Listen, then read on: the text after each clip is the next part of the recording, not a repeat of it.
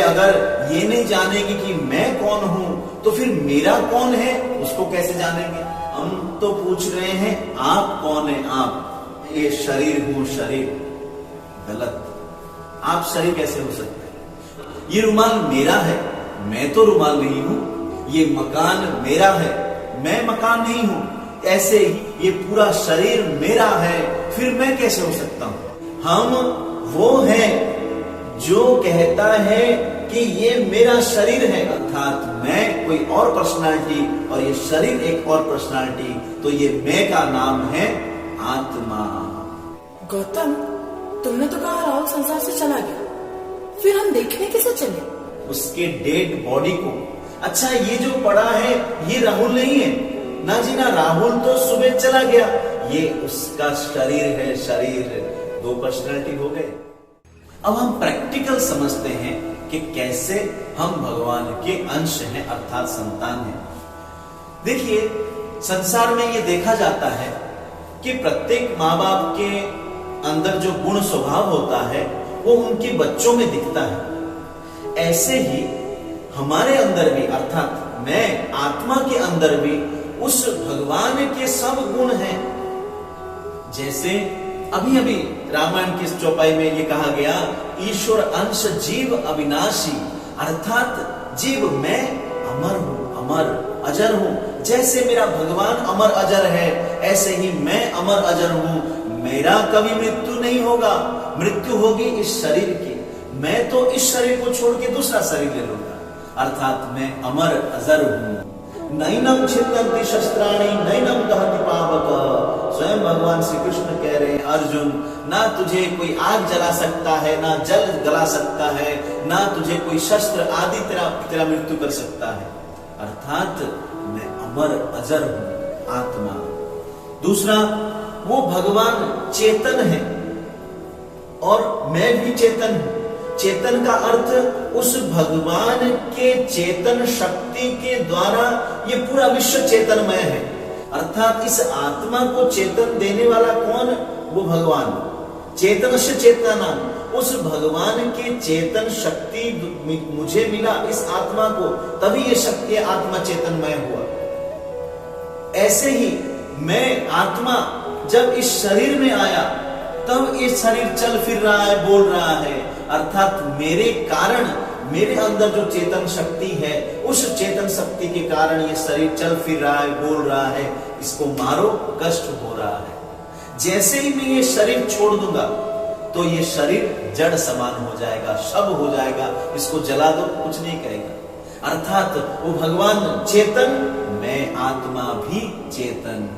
मेरे अंदर मेरे भगवान के गुण हैं।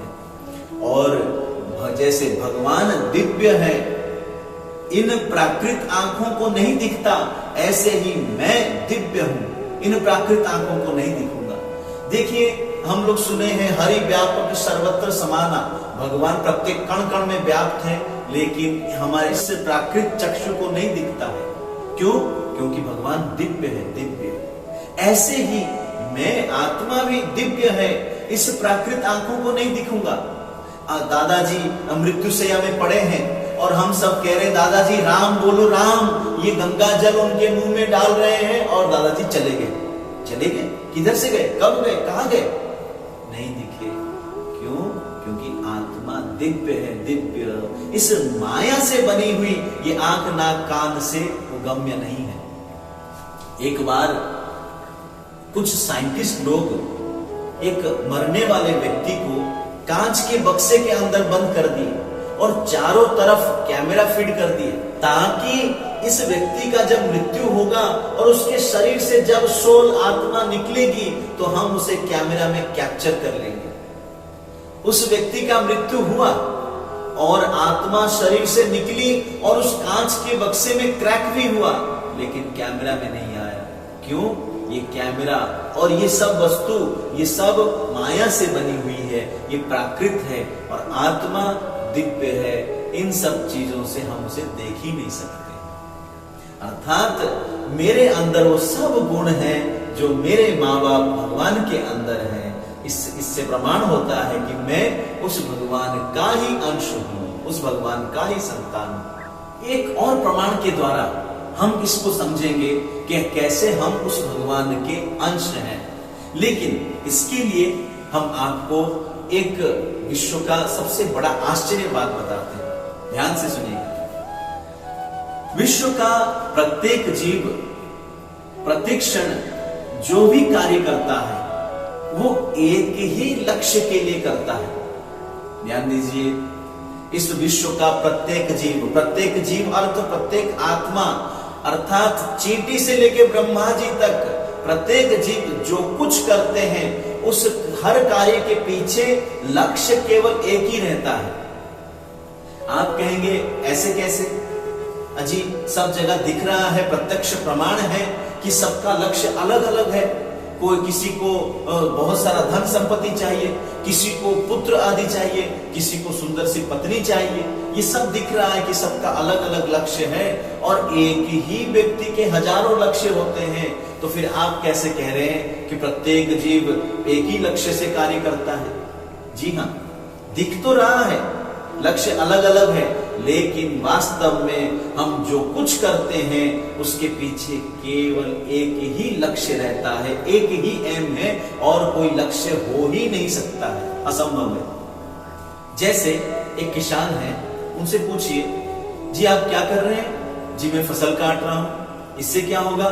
मैं इसको बेचूंगा तो पैसे आएंगे, तो मैं ढेरों सामान खरीदूंगा, फिर मैं शादी करूंगा तो बच्चे होंगे, तो मैं सुख से रहूंगा, शांति से रहूंगा। अर्थात आपका लक्ष्य पैसा नहीं है, बीवी बच्चे नहीं है, आपका लक्ष्य है आपको सुख मिल जाए, शांति मिल जाए, आनंद मिल जाए। एक बच्चा पढ़ रहा है, क्यों पढ़ रहे हो? जी मैं परीक्षा में पास होऊंगा, फिर मुझे नौकरी मिलेगा, तो पैसे आएंगे, शादी करूंगा, बच्चे होंगे, फिर मैं सुख से रहूंगा, शांति से रहूंगा।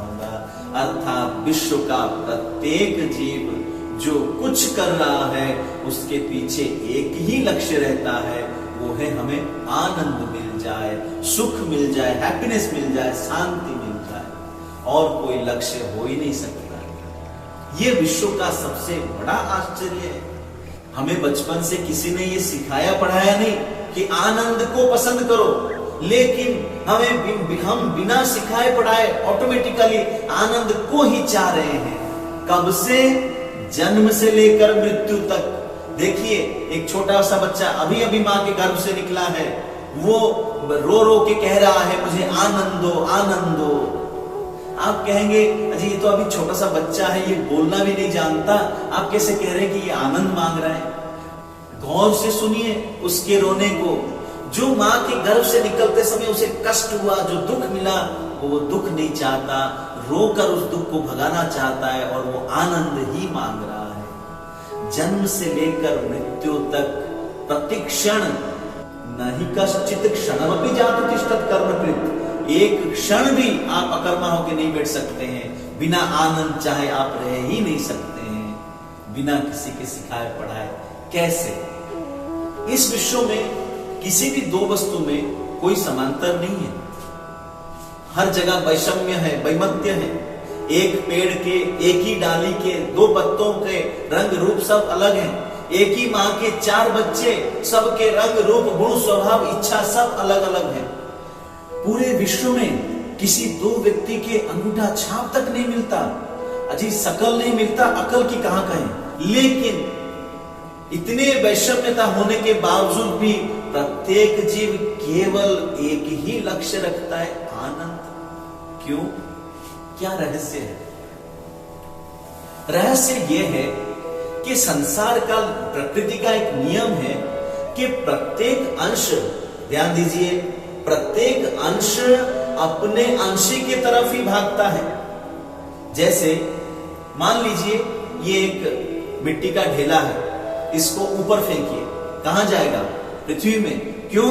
क्योंकि ये पृथ्वी का अंश है। सब नदियां किधर को भाग रहे हैं? समंदर की तरफ, क्योंकि वो समंदर के अंश हैं। जब आग जलता है तो ऊपर की तरफ भागता है, क्योंकि वो प्रकाश का अंश है।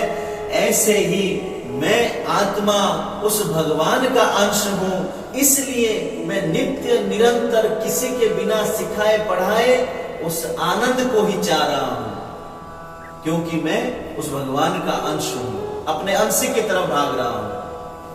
आप कहेंगे कि महाराज आप तो कह रहे हैं कि हम भगवान के अंश हैं, तो भगवान की तरफ भागना चाहिए, हम आनंद की तरफ क्यों भाग रहे हैं? अजी ये आनंद कोई और नहीं है, भगवान ही आनंद है, आनंद ही भगवान है। भगवान का दूसरा नाम है आनंद, सच्चिदानंद, सत्य चित आनंद भगवान का एक दूसरा नाम है। हम लोग जन्माष्टमी में क्या गाते हैं? नंद के आनंद में जय कन्हैया लाल की। अर्थ क्या है इसका? नंद के यहाँ आनंद ने जन्म लिया। आनंद ने? मैं तो सुना हूं कि नंद के यहाँ भगवान श्री कृष्ण जन्म लिए हैं, आप कैसे कह रहे आनंद ने जन्म लिया? अजी वही है, भगवान श्री कृष्ण ही आनंद है और आनंद ही भगवान है। भगवान का पर्यायवाची नाम है, एक नाम है आनंद भगवान का। वेद कह रहा है आनंदो ब्रह्मेति विजानात् आनंद्याय कल्पिमानि भूतानि जायन्ते आनंदेन जातानि जीवन्ति आनंदं प्रयन्विशन्ति इति। तैत्तरीय उपनिषद का ये मंत्र है, तीसरे अध्याय का 6वां मंत्र। रसो वै सह रसध्वा हेवाय लब्ध्वा नंदी भवति। ये भी तैत्तरीय उपनिषद का मंत्र है, दूसरे अध्याय का 7वां मंत्र। ये मंत्र कह रहा है कि वो भगवान ही आनंद है, वो भगवान रस है, रस। और उस आनंद कंद सच्चिदानंद भगवान को प्राप्त करके ही हम सब जीव आनंदमय हो सकते हैं। आनंद एव दस्तात् आनंद परिष्टात् आनंद पुरस्तात् आनंद पश्चित पश्चात् आनंद उत्तरतः आनंद दक्षिणतः आनंद एवदं सर्वम्। वो भगवान ऊपर नीचे बाहर भीतर चारों तरफ से आनंद से ही बना है। जैसे हम लोग मार्बल का विग्रह हम कहते हैं, अर्थात वो ऊपर नीचे अंदर बाहर सब तरफ से मार्बल से ही बना होता है, ऐसे ही भगवान और कोई नहीं है, वो आनंद से ही बना हुआ है, ऐसा स्वरूप है उनका। चिदानंदमय देह तुम्हारी विगत विकार जान अधिकारी। वो भगवान चिदानंद स्वरूप है, वो आनंद ही है। तो आनंद कोई और वस्तु नहीं है, स्वयं भगवान ही है। इसलिए मैं आत्मा बिना किसी के सिखाए पढ़ाए अपने अंश आनंद रूपी भगवान के तरफ ही भाग रहा हूं, उसी को ही ढूंढ रहा हूं प्रतिक्षण। इसलिए वाल्मीकि रामायण में वाल्मीकि जी महाराज कह रहे हैं, लोके नहीं सविद्यते यो ना राम मनोव्रत। अर्थात इस विश्व में कोई ऐसा नहीं जो मेरे राम का भक्त नहीं है। विश्व में भक्त का अर्थ क्या है? जो 24 घंटे प्रति सेकेंड हर पल भगवान को ही पुकारता है, भगवान को ही प्यार करता है, उन्हीं के पीछे ही भागता है। तो फिर हम सब जीव उस आनंद के पीछे भाग रहे हैं, अर्थात भगवान के पीछे ही भाग रहे हैं। इससे ये प्रमाण होता है कि हम उस भगवान के संतान हैं और वो भगवान ही हमारा माँ बाप सर्वस्व है। इतना ही नहीं जी, हम सब बिना किसी के सिखाए पढ़ाए उन भगवदीय गुणों को ही पसंद करते हैं। जैसे सत्य, अहिंसा, दया, क्षमा आदि इन दैवी गुणों, इन भगवदीय गुणों को ही हम पसंद करते हैं।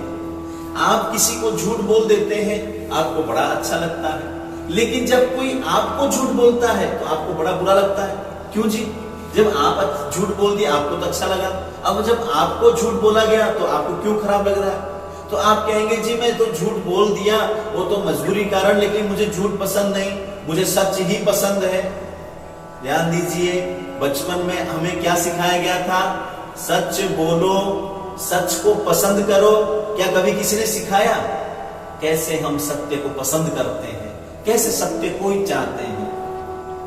एक चोर चोरी करता है, अगर चोर को चोरी ही पसंद है तो फिर चुपके से आप उसके घर से कुछ चुरा लीजिए तो क्या उसको पसंद आएगा? वो आग बबूला हो जाएगा। क्यों जी? जब आप चोरी किए तो आपको तो बड़ा आनंद आया, अब जब आपके घर में चोरी हुई तो फिर आपको बुरा क्यों लग रहा है? अजी वो चोरी तो मैं करता हूं लेकिन चोरी मुझे पसंद नहीं है। अर्थात हम सब जीव बिना किसी के सिखाए पढ़ाए हम उन भगवतीय गुणों को ही पसंद करते हैं, क्योंकि हम उस भगवान के अंश हैं। इसलिए उसके अंश होने के कारण हमारे अंदर उसके सारे गुण भी हैं और हम उसी को ही चाह रहे हैं निरंतर। तो इन सब विषयों से ये प्रमाण हुआ कि मेरा भगवान से संबंध क्या है, वो ही मेरा माँ बाप सब कुछ है और मैं उसका संतान हूं, नित्य सनातन संतान हूं। अब कई प्रश्न हमारे मस्तिष्क में आ रहे होंगे कि जी आप कह रहे हैं भगवान ही आनंद है, आनंद ही भगवान है और भगवान को प्राप्त करके ही हम सब आनंदमय होंगे, तो उस भगवान को हम प्राप्त कैसे करें? और क्या भगवान को प्राप्त करने के लिए हमें संसार को छोड़ना होगा, संसार को त्यागना होगा? और ये भी प्रश्न उठता है कि जो ये संसार में हमें आनंद मिल रहा है, सुख मिल रहा है, वो क्या है? हमें संसार में सुख मिलता है, तो ये सुख जो है ये क्या है? तो इन सब प्रश्नों का उत्तर हम श्रवण करेंगे, लेकिन आज नहीं, अगले प्रवचन में। राधे राधे।